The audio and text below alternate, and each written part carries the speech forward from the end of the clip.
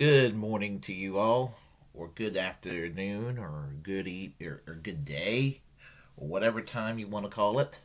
Um, I am American Social Democracy, and I am here to discuss some politics today, and that's what I'm about to do. Just give me a moment here, and let's do this real fast.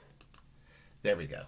Um, well, I got things on my mind, and even though I'm an American, I have a fascination, as you probably could tell from time to time, with what goes on in the UK. I've always had a kind of a love for Great Britain since I was a little child. Tell you a funny anecdote about myself before I get into what I need to talk about. When I was a young kid, I was kind of a loner, and I remember at the age of 12 in the year 1981, I had a lot of free time during that summer.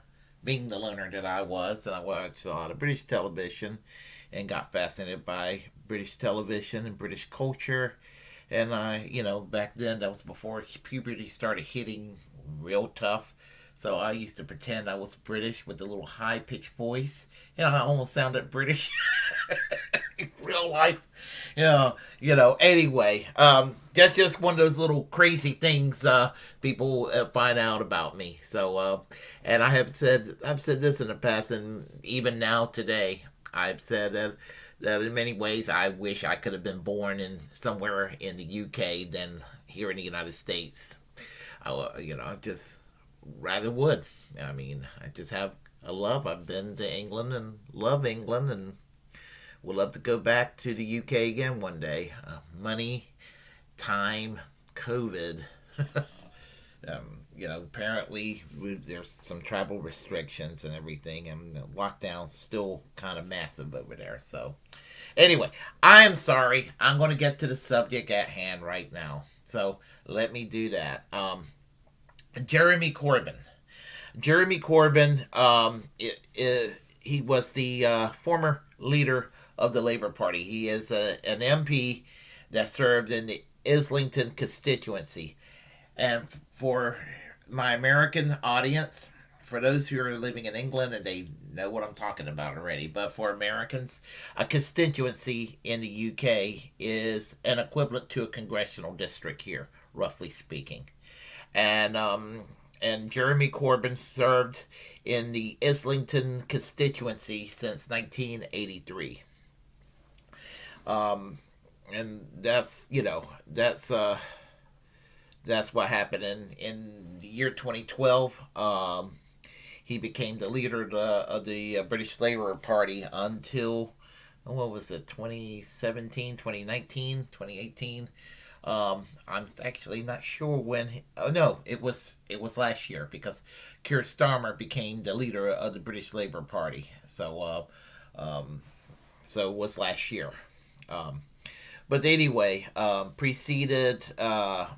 he was preceded by Ed Miliband and succeeded by Keir Starmer. So the thing about it is that Jeremy Corbyn is associated with the left in the UK. And some people would say the hard left.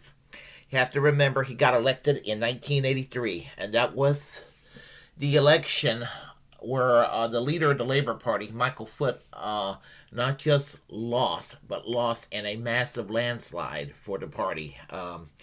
It was unfortunately a very good year for Margaret Thatcher. The right wing press called the British Labour Party campaign manifesto, the longest suicide note in history, because it was considered very radical, talking about renationalizing a lot of the industries that Margaret Thatcher privatized during her preceding 4 years as a prime minister. Um, Withdrawal from the North Atlantic Treaty Organization, NATO, so Britain become a non-aligned nation. and that sort of thing. And that was considered too radical for many people in the UK at the time. Plus, the Labour Party suffered from a split a few years earlier between the Michael Foot wing of the party and a group of breakaways, so moderates, forming the Social Democratic Party, which later on aligned themselves with the Liberal Party in the UK, which is now the Liberal Democrat Party today. And in spite of them using the name Social Democratic, they were kind of they certainly went against the grain of what social democracy was supposed to mean. But anyway, they were sort of center left, but they were a bad bunch. And I'm trying to think of the name of the four people that were who were the MPs that broke away to form the SDP. Anyway, I'm going off into Labour Party civil war that went on during that time. But anyhow, over the years, Jeremy Corbyn was one of the loud left-wing voices in the Parliament, serving in the Socialist Campaign Group, which was a parliamentary group of left-wing Labour MPs. Some will call it the hard left, whether they were radical social democrats or actual Leninists, Marxist-Leninist communists, or Trotskyites, or what have you, or very hard left radical social democrats. So it was called the Socialist Campaign Group, and Jeremy Corbyn was affiliated with this group, and this group were pretty loud about renationalization of industry, supporting the strikers. People who were striking to protect their jobs from the coal industry. Support for the Liverpool City Council, where Margaret Thatcher's government shut down the municipal government of Liverpool because of their socialist municipal government. So you had basically 47 Labour council that were put on trial. And it was called Socialism on Trial back then. The Liverpool 47 case, as it was known to be. The case against socialism by Margaret Thatcher. And of course, the campaign against apartheid in South Africa. And basically calling for Britain to dismantle their nuclear weapons program. Remember, there is this thing called the Campaign for Nuclear Disarmament that's interested in getting rid of nuclear arms from the UK. Another little side story for you there. When I was in the UK in 2006, I was walking downtown, in East London to a club called the Dirty Water Club to visit a friend of mine, PJ Crudion. I cannot pronounce that name right. But anyway, real good guy, ran the Dirty Water Club, put me on the guest list because I've known him for years online and everything. So as I was looking for that club, I had a jacket with a little peace sign, and I was asking for directions. And these two young British guys, and I got the humor. They look at me with the peace symbol and they said, "All right, mate, ban the bomb, ban the bomb, ban the bomb." And it was the Michael Foot reference. And they didn't even know my politics from what have you, but, they knew, they would eventually know in that conversation that I caught the Michael Foot reference. So, because Michael Foot used to speak at these rallies in the 1950s, 60s, and 70s, on into, I guess, until he died about a decade ago, protesting against nuclear weapons, and the slogan was, "Ban the bomb! Ban the bomb!" But anyway, one other thing about Jeremy Corbyn was that he was also interested in liberation for the occupied people in Palestine, the Israeli occupations of the Palestinian people.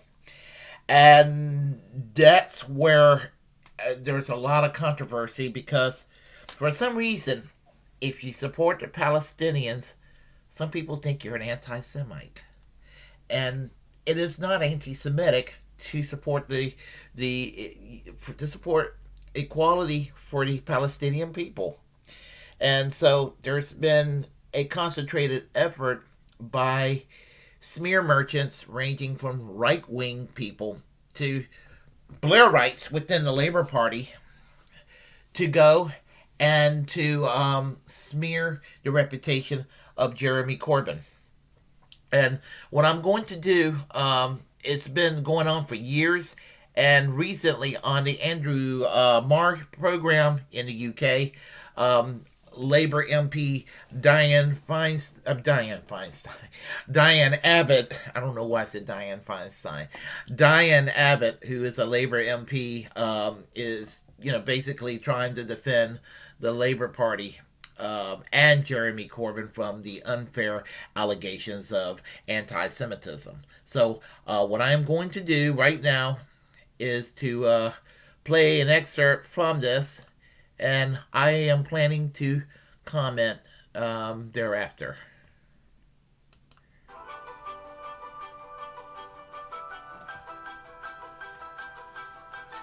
A lot of your colleagues think that it would be outrageous to let him back into the party and very, very damaging to the party if he's allowed in again after what he said and without apologising. Oh my goodness. I am so sorry. Hold on. Oh my goodness.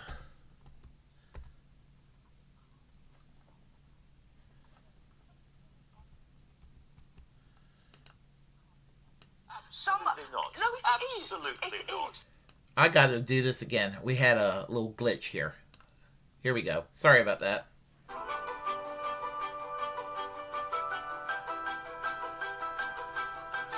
A lot of your colleagues think that it would be outrageous to let him back into the party and very, very damaging to the party if he's allowed in again after what he said and without apologising. What he said is so offensive to so many Jewish people that he should not come back in again. Ken will have due process just like anybody else. But in a sense, what more do you need to know? Ken will have due process, and the party will decide what happens. And it's something of a smear against ordinary party members. Absolutely not. No, it is. Absolutely It not. is. It is That's a ridiculous. smear I'm sorry, to that's say ridiculous. that the Labour Party has a problem with anti-Semitism. You just set up an inquiry to look into it. If you haven't got a problem, why have you set up an inquiry? There are issues. If there's no problem. There's issues about process because there's nothing in the rules about anti-Semitism, racism, Islamophobia. We're going to make the rules explicit. So it's not a problem. It's just a process thing.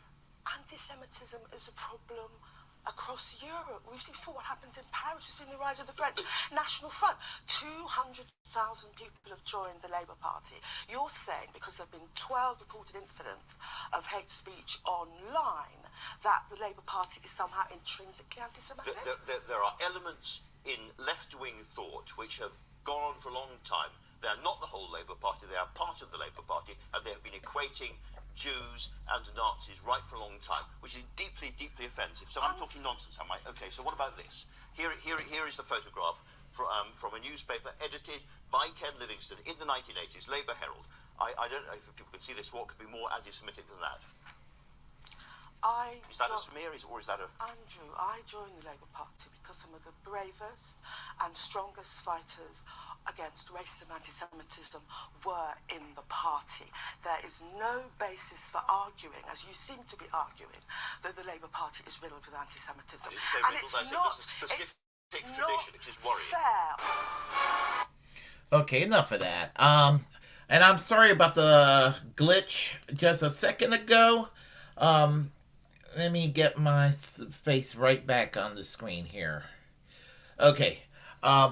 Thing about it is, anti-Semitism it's more of a right-wing phenomenon than it is a left-wing phenomenon. Now, I'm not saying that everybody who's conservative or center-right, in fact, I'm going to say that most conservatives, just like most people on the left, are not going to be anti-Semitic. I'm talking about the mainstream conservatives. And whether it's the center-left or the far-left, anti-Semitism is so unenlightened and so ass backwards and so primitive of a mindset that no thinking leftist virtually is non-existent on the left. Okay, it's virtually non-existent. And if there's anybody on the left who hates Jews, well, then individually they can fuck off and go to hell and everything. But anti-Semitism is more of a right-wing phenomenon. I mean, look at Europe. Look at Europe over the centuries. I mean, Russia's pogrom in the 19th century. 1/3 of the population, the Jewish population, exile. 1/3 has to convert to Eastern Orthodoxy, and 1/3 has to die. I don't think that there was any love for the Jews in Tsarist Russia. Whereas, whatever problems one could say about the Bolshevik Revolution, one thing was good about it. One definitely thing was good about it. Anti-Semitism was criminalized in the Soviet Union from its inception to the time it disintegrated in 1991. I mean, anti-Semitism was punished. Violence or what have you was a criminal offense. So I mean, the thing about it is, and you got Winston Churchill. Andrew Marr wants to smear the Labour Party as anti-Semitic. Well, and Ken Livingstone, the former mayor of London, who was a Labour MP at the time in the 80s when over that controversial piece there. In the 1920s, Winston Churchill basically conflated Judaism with Bolshevism, basically, and then here in the United States, Henry Ford. Henry Ford was a well-known anti-Semite, and then you look at the Ku Klux Klan and the neo-Nazis. They're not social progressives at all. I mean, they're the ugly side of the extreme right. And I know there'll probably be some conservatives on this coming here, and they'll get all mad and be like, they'll go and say, well, socialists, the National Socialists, that proves that Hitler was a socialist. Again, the Social Democrats and the Communists and the Trots were put in the concentration camps. The anarchists, all of them, they were put in the concentration camps. Christian industrialists, even if they were not anti-Semitic and they were, they had no prejudices, what have you, if they were well-behaved in Germany, Hitler didn't fuck with them. But it's just so mean what they have done to Jeremy Corbyn. Just because he believes that the Palestinians are human beings and they deserve to be treated with equality and deserve not to be attacked in Israel, whether it's in the Gaza or what have you. I mean, and especially when Hamas fire some rockets and it goes through and it kills 1 or 2 or 3 Jewish Israelis. Yeah, that's 1, 2, or 3 Jewish Israelis too many. But retaliating and killing 40 or 50 or 100 Palestinians as a response, that is just as wrong. That is as I said, I don't care who's killing who. Whoever's being killed on either side, that is one person, or that's 4 or 5 or 10 or 20 persons too many. So that's what it comes down to. And as far as this hypocrisy, about this anti-Semitism or what have you. Well, let's talk about the 2017 election when Theresa May had a slim, diminished majority, and she had to reach out to a political party. She had to reach out to the Democratic Union Party of Northern Ireland. And if people do not know what the Democratic Unionist Party of Northern Ireland is, it is a Protestant political party affiliated with the late Ian Paisley, who was a Protestant minister, an independent Presbyterian minister, who was a big role player in discrimination against the Roman Catholic population in Northern Ireland. The DUP, the Democratic Unionist Party, is anti-Roman Catholic. They're anti-Roman Catholic. They're anti-LGBTQ and anti-immigrant. And usually when there's that kind of toxic attitude, you better believe that anti-Semitism is lurking its ugly head somewhere behind the scenes. I don't give a flying fuck if the Democratic Unionist Party supports Israel or not. They are bigoted, and their bigotry is just as toxic as anybody else who's accused of anti-Semitism, whereby Jeremy Corbyn is not guilty of it, but the Democratic Unionist Party in Northern Ireland are guilty of racism, of bigotry, of homophobia, that sort of thing. And I am not even saying that Theresa May herself harbors that type of sentiment, but what the fuck was she doing reaching out to the DUP in Northern Ireland? What the fuck was she doing, you know? I mean, I know she was trying to form a coalition government, but, you know, you're going to do that and try to work with people like that. Don't ever lecture Jeremy Corbyn for advocating for justice for the Palestinian people. I mean, that's what it comes down to. And, you know, you want to talk about anti-Semitism. There are people in America that have said that Jeremy Corbyn is an anti-Semite. I heard commentators like Glenn Beck and Mark Levin of all people, saying that. And you know, the Glenn Becks and the Mark Levins of the world will say that Jeremy Corbyn is an anti-Semite. But they will overlook Marjorie Taylor Greene in Georgia, where that cow basically said that wildfires in California took place because a Jewish satellite in outer space shot out into the California forests. And it gets overlooked. Nobody talks about that. But they're gonna go and attack somebody who makes what is considered what's supposed to be considered an obviously rational, reasonable position that that Israelis ought to treat Palestinians with equality.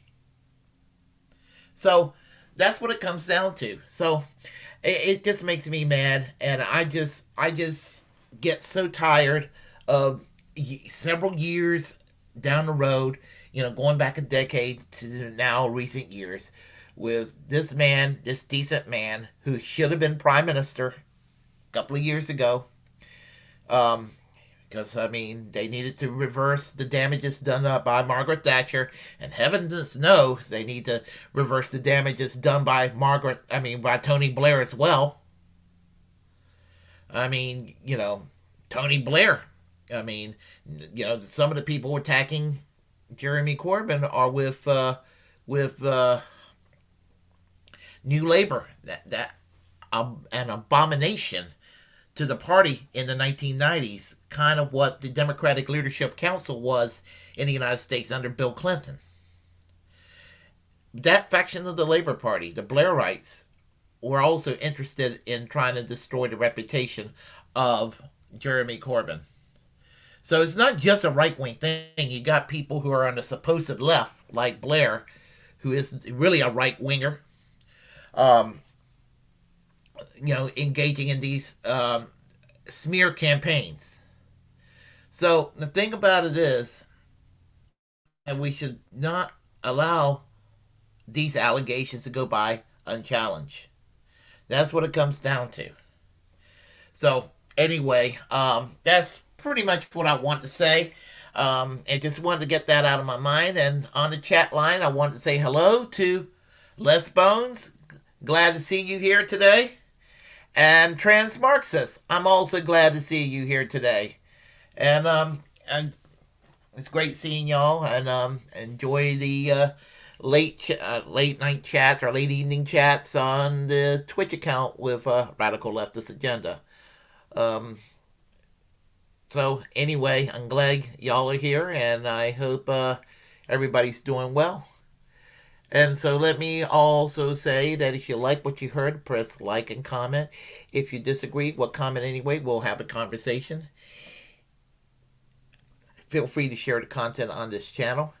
As a First Amendment absolutist, it's my duty to inform you to create your own platform and utilize it, because we are, in fact, the muckrakers of our time. Hit that subscribe button, hit that notification bell. And I am going to conclude. With something, a new feature on my channel, and it's just something that I want to do because it just enhances the whole experience of listening to me without listening to the content without actually having to listen to me go yammering on and on and on and on. So I will wish you all a great day and enjoy this music piece.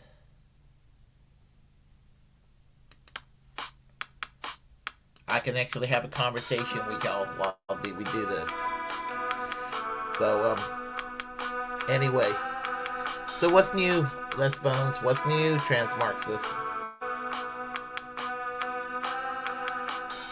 Let's see. That's on the matrix.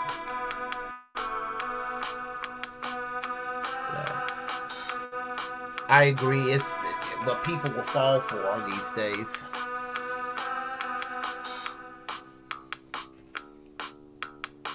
Yeah, thank you. I appreciate that. I'm trying to push back against all these baseless accusations. Well, I have to go to work this evening, so I can't say I'm all that excited. Well, tonight I have to go to work, but I'll be off on Sunday and Monday. I might take a road trip on Monday. Who knows?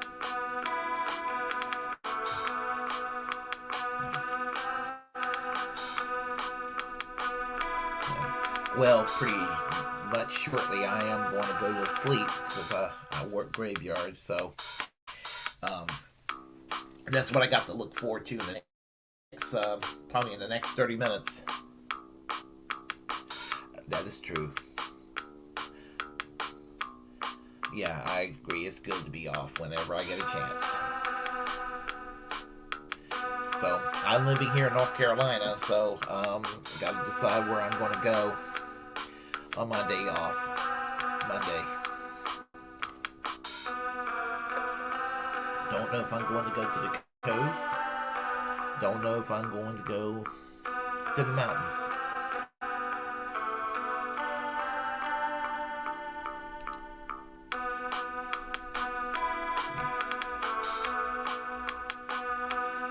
So, where are you both from? I mean, what state?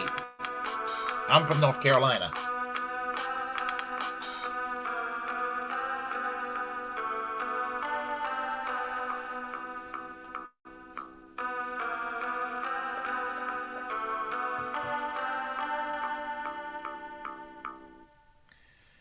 Okay.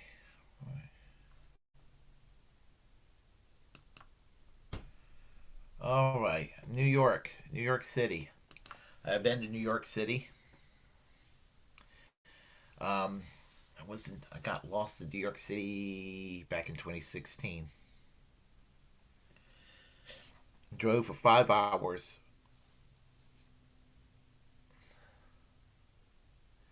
Uh, she is correct. North Carolina's beautiful. The mountains are beautiful.